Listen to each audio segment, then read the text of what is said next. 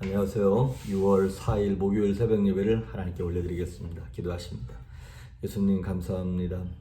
오늘도 새날을 허락하신 주님, 어지러운 세상 가운데 우리를 믿음의 사람들로 부르셨습니다.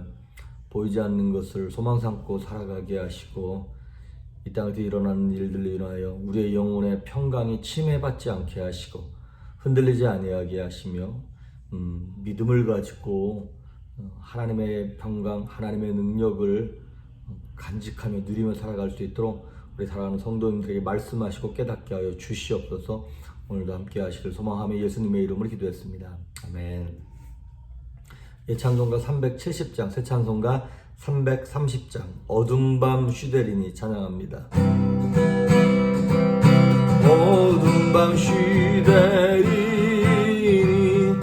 내 기쁨 느껴서 잔이슬 맺힐 때에 일찍 일어나 해 돋는 아침부터 힘써서 일하세 일할 수 없는 밤이 속히 오리라. 어두운 밤 쉬되리니 내 기쁨 지켜서 일할 때 일하면서 놀지 말아라. 낮에는 수고하라 쉴 때도 오겠네. 일할 수 없는 밤이 속히 오리라. 어두운 밤 쉬되리니 내 기쁨 지켜서 지늘에 빗긴 볕에 힘써 일하고 그 빛이 다하여서 어둡게 되어도 이길 수만 있는 대로 힘써 일하라. 오늘 우리에게 주시는 말씀은 다니엘서 2장 46절에서 49절에 있는 말씀입니다. 다니엘서 2장 46절에서 49절까지 제가 봉독해 올립니다. 이에 느부갓네살 왕이 엎드려 다니엘에게 절하고 명하여 예물과 향품을 그에게 주게 하니라. 왕이 대답하여 다니엘에게 이르되 너희 하나님은 참으로 모든 신들의 신이시요 모든 왕의 주제시로다. 네가 능히 이 은밀한 것을 나타내었으니 네 하나님은 또 은밀한 것을 나타내시는 이시로다. 왕이 이에 다니엘을 높여 귀한 선물을 많이 주며 그를 세워 바벨론 온 지방을 다스리게 하며 또 바벨론 모든 지혜자의 어른을 삼았으며 왕이 또 다니엘의 요구대로 사드락과 메삭과 아벳느고를 세워 바벨론 지방의 일을 다스리게 하였고 다니엘은 왕궁에 있었더라. 아멘. 어제 내드린 숙제 요한복음 16장 33절 이것을 너희에게 이름은 너희로 내 안에서 평안을 누리게 하려 함이라. 너희가 세상에서는 너희가 환난을 당하나 담대하라. 내가 세상을 이겼노라 하시니라. 오늘 외우셔야 할 말씀은 베드로전서 5장 7절 너희 염려를 다 주께 맡기라. 이는 그가 너희를 돌보십니다. 자, 우리가 이제 어제 말씀드렸던 것처럼 느부갓네살 왕이 보았던 신상을 다니엘이 기도로 똑같이 봅니다. 그래서 그 신상에 대한 설명을 해주죠. 머리는 금으로 되어 있는데 이거는 바벨론을 상징하는 것이고 가슴과 양팔은 이제 바벨론이 무너집니다. 그 다음 나라가 일어납니다. 그때는 그것이 페르시아인지 몰랐죠. 이제 후대 역사가들을 보니까 이거는 이제 그 다음에 페르시아가 은혜 나라가 일어나는 것이고 머리는 금, 가슴은 은, 그 다음에 배와 허벅지는 나중에 세 번째 나라가 일어나는데 이거는 알렉산더 대왕을 통한 이제 헬라 문화가 쭉 번지기 시작하는 거죠. 그러고 난 다음에 그것도 역시 나라가 오래가지 못하고 이제 종아리와 발이 이제 철과 진흙으로 된 로마 제국이 일어나는 것에 대해서 그런데 아무리 그렇게 강력한 나라 금과 은과 동과 철이 있을지라도 헬레니즘 문화와 로마 같은 군사력이 있을지라도 뜨인 돌, 사람이 만든 돌이 아니라 하나님께서 보내신 뜨인 돌이 먼 산에서 날라와 가지고 그 동상을 부서뜨리고 그 동상이 산산조각이 나게 되어지고 결국에는 그 돌이 점점점 태산같이 커져서 온 세상을 가득하게 메우는 복음에 대한 것을 얘기하는 것이죠. 그 예루살렘에서 작게 시작한 그 작은 복음이 갈릴리 나사렛 총각, 시골 총각 예수로 말미암아 시작된 그 복음이 사람이 만든 것이 아니라 하나님이 시작하신 복음이 온 세상을 다 뒤덮고 이제 종말의 때까지 달려가게 되어지는 그 역사를 다니엘이 설명했을 때 오늘 느부갓네살 왕이 그 앞에서 46절에 보니까 왕이 엎드렸어요. 그 왕이 그 앞에서 여러분 얼마나 놀랐으면 안 그렇겠습니까?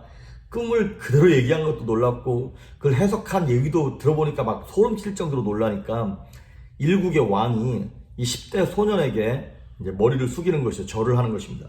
그러면서 명하여 예물과 향품을 이제 선물을 그에게 잔뜩 주는 거예요. 사실 이거는 다니엘이 잘나서가 아니라 다니엘이 승리한 것이 아니라 하나님이 승리하신 것이죠. 하나님의 대리자로서 다니엘은 이 영광을 지금 받고 있는 것입니다. 그러고 나서 47절에 왕이 얘기하기를 왕이 대답하여 다니엘에게 이르되 너희 하나님은 참으로 모든 신들의 신이시오. 모든 신들의 신, 모든 왕의 주인. 여기서 지금 신들의 신이라는 얘기는 신들 중에는 이 땅에 있는 모든 신들 중에서는 최고다 뭐 이런 얘기겠죠. 하지만 이 땅에 있는 신들은 신이 아니죠. 다 귀신들인 거죠. 그거는 진짜가 아닌 거죠. 그러니까 하나님만 유일한 신인데 느부갓네살 왕 입장에서는 자기가 표현할 수 있는 최고의 수식어를 가지고 지금 다니엘의 하나님, 우리 여호와 하나님을 이렇게 영광 돌리고 있는 것입니다. 사실 느부갓네살은 그 당시의 고대 왕들은 자기들 스스로가 신의 대리자라고 여기고 있는데 이 다니엘이 섬기는 신을 보니까 이거는 차원이 레벨이 다른 거예요. 그러고 난 다음에 38절에 왕이 이에 다니엘을 높여 귀한 선물을 많이 주며 그를 세워 바벨론 온 지방을 다스리게 하며 또 바벨론 모든 지혜자의 어른을 삼았으며 바벨론 모든 지방을 다스리는 총리의 자리까지 다니엘을 올리게 되는 것입니다. 이거를 보면 생각나는 사람이 있죠. 요셉도 역시 애굽 전 지역을 총괄하는 바로를 제외하고는 정말 가장 높은 위치에 올라가서 그랬던 것처럼 인간적인 눈으로 봤을 때도 그렇고 성공한 거예요. 성공. 그리고 49절에 보니까 얼마큼 성공했냐. 왕이 또 다니엘의 요구대로 사드락과 메삭과 아벳느고를 세워 바벨론 지방의 일을 다스리게 하였고 다니엘은 왕궁에 있습니다. 다니엘은 왕궁에서 다스리고 또 다니엘이 이제 추천을 하는 거예요. 자기 세 친구들 사드락, 메삭, 아벳느고를 이 사람들 지혜롭고 똑똑한 사람들입니다. 왕이 쓰십시오. 해서 천거해가지고 뭐 지방의 어떤 한 지역을 다스리는 아주 훌륭한 그런 이제 일꾼들이 되는 것입니다. 자, 다니엘도 성공했고 다니엘의 세 친구도 성공했습니다. 자, 그러면 다니엘이 말한 여기 성경에서 말한 다니엘은 성공은 무엇이라는 것이죠? 첫째는 그거 같습니다. 온전한 성공이라고 하는 것은 인생의 목적을 깨닫는 것을 성공이라고 그러는 거예요. 이 고난의 목적을 깨닫는 것. 예를 들어서 성공은 꽃을 피우는 것이 아니라 열매를 맺는 것입니다. 자, 사과나무가 있어요. 사과나무의 목적, 사과나무의 성공은 뭐냐면 물론 뭐 사과나무에 꽃이 피고 다른 열매가 이제 열매를 맺는 과실수들 그것들도 꽃이 되게 예뻐요. 그런데 꽃이 목적은 아니죠. 과실수들의 그들의 인생 과생이라고 그래야 되나? 그들의 삶의 목적은 열매입니다. 꽃을 피우는 것이 아니라 열매를 맺는 인생. 그래서 진정한 성공은 자기를 높이거나 자기의 화려함을 드러내는 것, 내 소유를 많이 하는 것이 인생의 성공이 아니라 내가 나에게 주어질 사명을 감당함으로 그 사명을 통해서 하나님의 영광을 드러내는 것, 하나님을 높이는 것, 그것이 바로 인생의 성공이라고 하는 것이죠. 우리 뭐 영화를 보면 이번에 그 기생충이라고 하는 영화를 보면 엄청났지 않습니까? 근데 거기 보면 감독도 훌륭했고 연기자들도 어느 한 사람 나 혼자 잘났다고 튀거나 못하는 사람 없이 다 자기의 사역을 직분을 잘 감당했고 심지어 통역하는 그 자매도 참 최선을 다해서 통역을 하고 막 그러면서 자신의 역할을 감당하는 거잖아요. 만약에 영화를 보고 있는데 엑스트라가 자기 더 드러나겠다고 드러나면 드러날수록 영화 망치는 거잖아요. 그런데 비록 어떤 사람은 엑스트라고 어떤 사람은 악역일지라도 그것을 최선을 다해서 그 영화 전체의 목적을 위하여 헌신할 때 그 영화가 성공되게 되는 것처럼 다니엘의 성공이라고 할 것 같으면 그렇습니다. 그에게 맡겨진 하나님의 영광을 드러내는 일에 그의 인생을 거는 거예요. 위험도 목숨도 거는 거예요.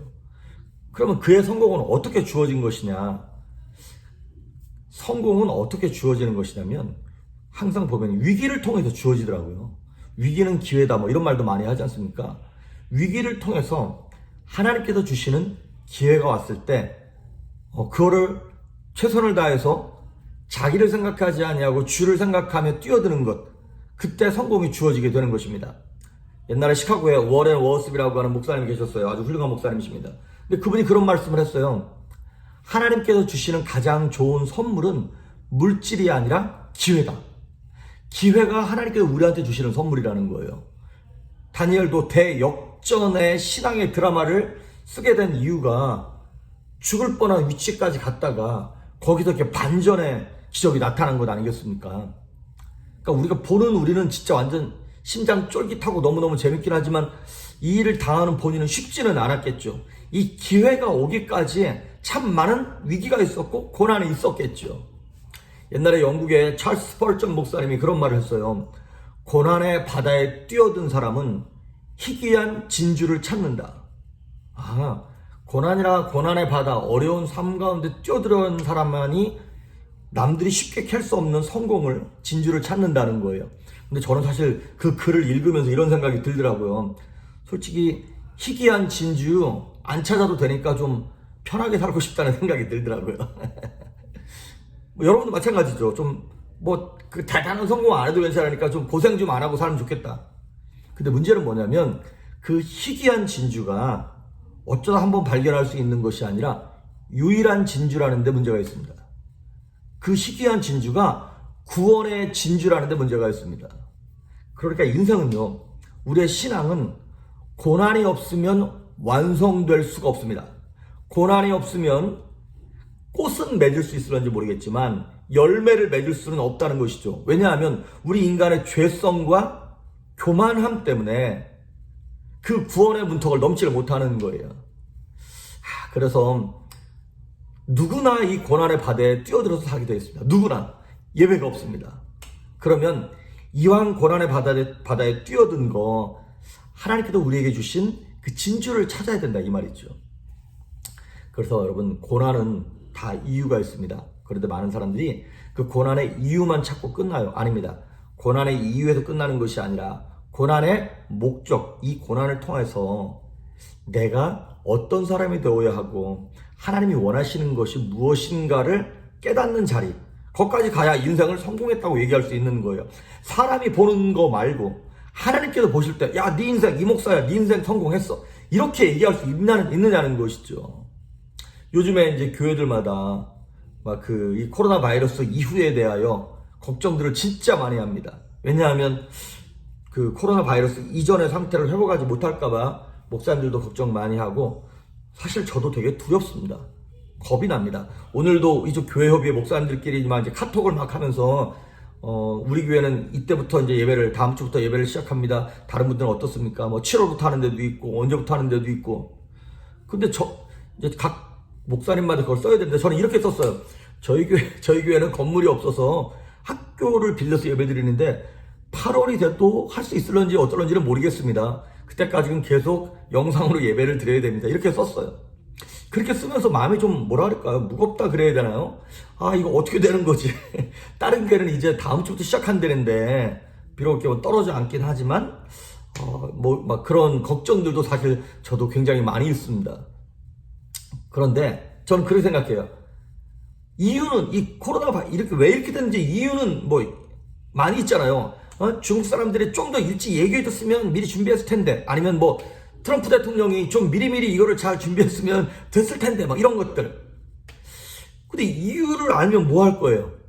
물론 알면 좋긴 하겠지만 이유를 아는 데서 끝나지 말고 이 코로나 바이러스가 온 목적, 이 고난을 겪는 목적, 이 위기를 겪는 목적이 무엇인가를 우리가 알아내서 원인만 가지고 이유만 가지고 욕을 할 것이 아니라 목적을 부여잡고 우리의 체질을 바꿔야 한다는 것이죠. 코로나 바이러스 이후에 우리 조이풀교회가 어떻게 할 것인가, 우리 성도들이 어떤 체질로 바뀌어야 할 것이며 앞으로 교회는 어떤 모양으로 우리가 어떻게 하나님을 사모하고 사랑해야 할 것인가에 대한 그 답이 나와야 할 것 같습니다. 그래서 저는 저와 여러분이 성도 한 사람 한 사람이 예배 자리에서 한 걸음도 물러나지 맙시다. 비록 영상으로 이렇게 예배를 드리고 할지라도 정말 하나님을 사모하고 사랑하고 이 고난과 위기를 통해서 하나님은 우리의 믿음을 끌어내기를 원하실 겁니다. 할렐루야. 저에게 있는 믿음, 여러분에게 있는 그 믿음을, 조이풀교회에 있는 그 믿음을 끌어내기를 원하실 거라는 거예요. 어떠한 체질로 변하기를 원하실까요, 하나님이? 정말 영적인 건강한 체질로, 거룩한 체질로, 막 목마른 사슴처럼 하나님을 사모하는 체질로 변화될 수 있기를 주의 이름으로 축복합니다. 마지막으로 바닷가에서 그 윈드 서핑 하는 분들 계시잖아요. 윈드 서핑 할 때 뭐 돛 같은 것도 있고 밑에 뭐 이렇게 배같이 생긴 뭐 이런 것도 있잖아요. 근데 그게 아무리 도구가 좋으면 뭐합니까? 아무리 내가 수영을 잘하면 뭐합니까? 바람이 불어오지 않으면 그거 못하는 거잖아요. 그런데 어찌 보면 바람이 사실 위기거든요. 그거 그냥 바람 많이 불면 서 있기도 힘들고. 그런데 그 바람이 있어야 앞으로 나아가듯 이 고난의 시간에 우리 성도님들 가운데 어려움 겪는 분들도 계세요, 지금. 그리고 저도 마찬가지고 우리 교회도 마찬가지잖아요. 이 고난의 시간에 하나님이 지금 고난의 바람을 불어오지만 저와 여러분의 목적을 명확하게 알고 이 고난의 바람은 우리로 하여금 윈드서핑을 하라는 거구나. 바람 불어서 도망가야겠다 이것이 아니라 서핑을 타라는 거구나라는 것을 깨닫고 어지간해서는 움직이지 않는 우리의 교만한 인생을 하나님이 고난의 바다로 위기의 바람으로 이렇게 불어오실 때 이걸 기회라고 붙잡고 변화합시다. 변화해서 꽃을 피우는 화려한 인생이 아니라 열매를 맺는 거룩한 인생, 정말 하나님 기뻐하시는 영광 받으시는 인생. 그래서 다니엘처럼 다니엘의 하나님을 찬양하는 그러한 역사가 우리 조이풀교회 성도님들과 저와 여러분을 통해서 세상 모두가 다 하나님의 영광을 드러내고 볼 수 있기를 주의 이름으로 축복합니다. 기도하십니다. 예수님 감사합니다. 고난의 바다를 통하여 위기의 바람이 불어오지만 하나님께서 허락하신 것임을 깨닫고 어떻게 변해야 할 것인가, 체질이 바뀌는, 영적인 체질이 바뀌는 그러한 시간 되게 하셔서 꽃이 피는 것이 아니라 열매를 거두는 성도들 될 수 있도록 은혜를 베풀어 주시옵소서. 오늘 하루도 평안하고 담대하게 소망하며 예수님의 이름으로 기도했습니다. 아멘.